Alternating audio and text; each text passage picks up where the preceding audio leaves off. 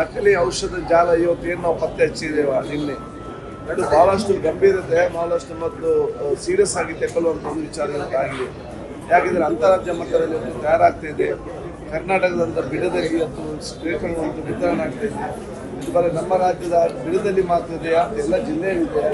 ಅದು ಇಲ್ಲಿಂದ ಎಲ್ಲಿಗೆಲ್ಲಿ ಇವತ್ತು ಅವ್ರು ಮಾರಾಟ ಆಗಿದೆ, ಎಲ್ಲೆಲ್ಲಿ ತಗೊಳ್ತಿದ್ದಾರೆ, ಈ ಬೇರೆ ಬೇರೆ ರಾಜ್ಯದಲ್ಲಿ ಇವತ್ತು ಎಲ್ಲಿದೆ. ಅದಕ್ಕಾಗಿ ನಾನು ಈಗಾಗಲೇ ಕೇಂದ್ರದ ಆರೋಗ್ಯ ಸಚಿವರಿಗೆ ಕೂಡ ಪತ್ರ ಬರೆದಿದ್ದೇನೆ.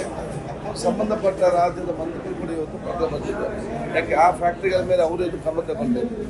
ನಮ್ಮ ರಾಜ್ಯದ ಅಂತಾರಾಜ್ಯ ಮಟ್ಟದ ವಿಚಾರ ಆದ ಕಾರಣ, ಅಂಥ ಜಿಲ್ಲೆ ವಿಚಾರ ಆದ ಕಾರಣ, ಮತ್ತು 5 ಕೋಟಿಗೂ ಹೆಚ್ಚಿದ್ದ ಕಾರಣ SIT ಮುಖಾಂತರ ತನಿಖೆ ನಡೆಸಬೇಕು. ಈಗ ನಮ್ಮ ರಾಮನಗರ SP ಮತ್ತು ಪೊಲೀಸರು ಪ್ರಾಮಾಣಿಕತೆಯಿಂದ ತನಿಖೆ ಮಾಡ್ತಾ ಇದ್ದಾರೆ. ಅದಕ್ಕೋಸ್ಕರ ಇದಕ್ಕೆ ಒಂದು ಕೇಂದ್ರೀಕರಣವಾಗಿರಬೇಕು, ಸಂಪೂರ್ಣ ವಿಚಾರ ಬರಬೇಕು ಅಂತ ಹೇಳಿಕೊಂಡೆ ಇದೇ ವಿಶೇಷ ತಂಡ ರಚನೆ ಮಾಡಬೇಕು ಅಂತ ಮತ್ತು ಅಧಿಕಾರಿ ಮುಖಾಂತರ ನಾನು ಕೇಂದ್ರ ಚರ್ಚೆ ಮಾಡಿದ್ದೇವೆ. ನನಗೆ ವಿಶ್ವಾಸ ಇದೆ ಅತಿ ಶೀಘ್ರದಲ್ಲೇ ಎಲ್ಲ ಸಚಿವರು ಬಹುಶಃ ಈ ಒಂದು ವಿಷಯ ತಂಡ ರಚಿಸ್ತೇವೆ. ಅಲ್ಲೇ ತನಕ ನಮ್ಮ ಪೊಲೀಸ್ ಇಲಾಖೆ ಅತ್ಯುತ್ತಮವಾಗಿ ತನ್ನ ತನಿಖೆ ನಡೆಸ್ತಾ ಇದೆ.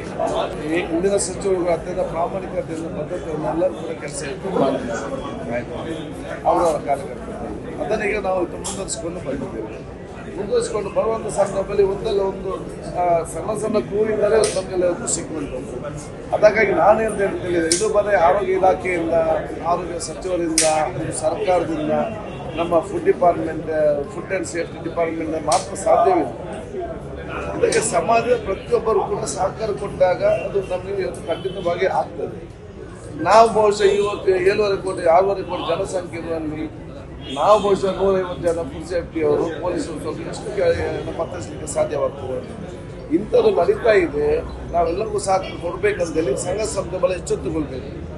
ಇವತ್ತು ಒಂದು ಫಾರ್ಮಸಿಯಲ್ಲಿ ಕರೆಕ್ಟ್, ಇನ್ನೊಂದು ಫಾರ್ಮಸಿಯಲ್ಲಿ ಒಂದಕ್ಕೆ 10,000 ರೂಪಾಯಿ ಇದೆ ಇಂಜೆಕ್ಷನ್, ಇನ್ನೊಬ್ಬರು 5,000 ರೂಪಾಯಿ ಕೊಡೋದಾದ್ರೆ ಕೇಳಬೇಕು, ಇವರಿಗೆ 5,000 ರೂಪಾಯಿ ಸಿಗ್ತದೆ, ಆ ಮಾಹಿತಿ ನಮಗೆ ಕೊಡಬೇಕು. ನಾವು ತನಿಖೆ ಮಾಡ್ತೇವಲ್ಲ, ಈ ಒಂದು ರೇಟ್ ಜಾಸ್ತಿ ಅಥವಾ ಇವನ ಕ್ವಾಲಿಟಿ ಕಡಿಮೆ ಅಂತ ನೋಡ್ತೇವೆ.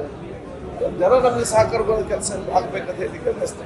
ಅದೆಲ್ಲ ಕೂಡ ತನಿಖೆ ಮುಖಾಂತರ ಬರುವಂಥ ತನಿಖೆ ಆದ ನಂತರ ನಮಗೆ ಈ ವಿಚಾರ ಹೇಳಲಿಕ್ಕೆ ಸಾಧ್ಯವಾಗ್ತದೆ. ಅಲ್ಲ, ಈಗಾಗಲೇ ಹೋಗಿ ಅದರಿಂದ ಪರಿಣಾಮಗಳೇನಾಗಿರೋದು ಮಾಹಿತಿ ಅದು ತನಿಖೆಯಿಂದ ಅಲ್ಲಿ ಬರಬೇಕಲ್ಲ. ಯಾರಿಗೆ ಕೊಟ್ಟಿದ್ದಾರೆ, ಯಾವ ಆಸ್ಪತ್ರೆಗೆ ಕೊಟ್ಟಿದ್ದಾರೆ, ಪೇಷಂಟ್ ಯಾರು ಕೊಟ್ಟಿದ್ದಾರೆ, ಆ ಪೇಷಂಟ್ ಬದುಕಿದ್ದಾರಾ ಅದೆಲ್ಲೂ ಸೀರಿಯಸ್ ಆಗಿದ್ದಾರಾ ಅಥವಾ ತೀರಿ ಹೋಗಿದ್ದಾರಾ, ಇವ್ರು ತೀರಿಯೋದಕ್ಕೆ ಬೇರೆ ಕಾರಣ ಕೊಟ್ಟಿರ್ತಾರ, ಯಾರಿಗೂ ಗೊತ್ತಿಲ್ಲ.